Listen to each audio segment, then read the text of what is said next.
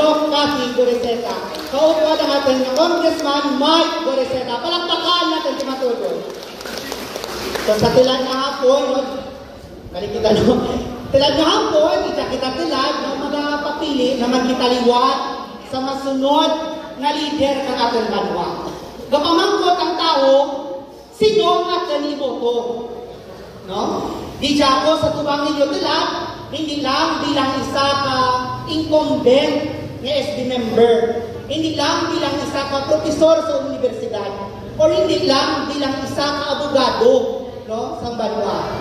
Ija ko sa tubang ninyo bilang isa ka pumuluyo, pariho kaninyo.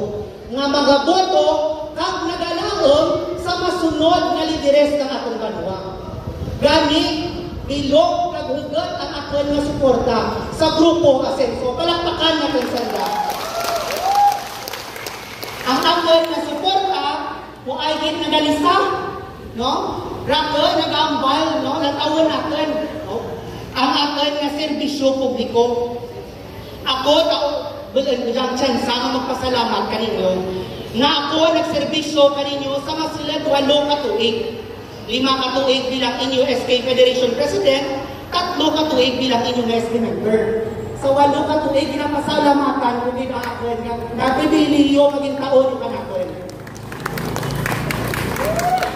Ang pagserbisyo sa tao, isa ka pribilihiyo na ginataog natin ng mga tao.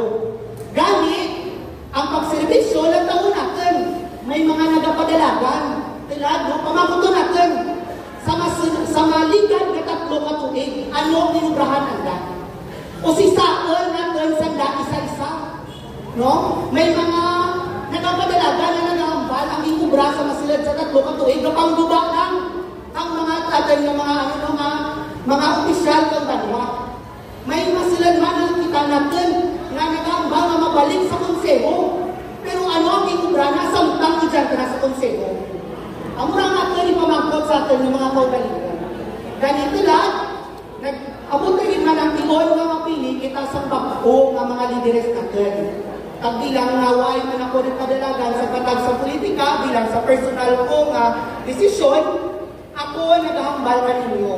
Bilog kag isa ang aton nga Grupo Asenso. Tanan sanda may lain-lain nga abilidad. Tanan sa aton Grupo Asenso may ginaiya, may ginatao,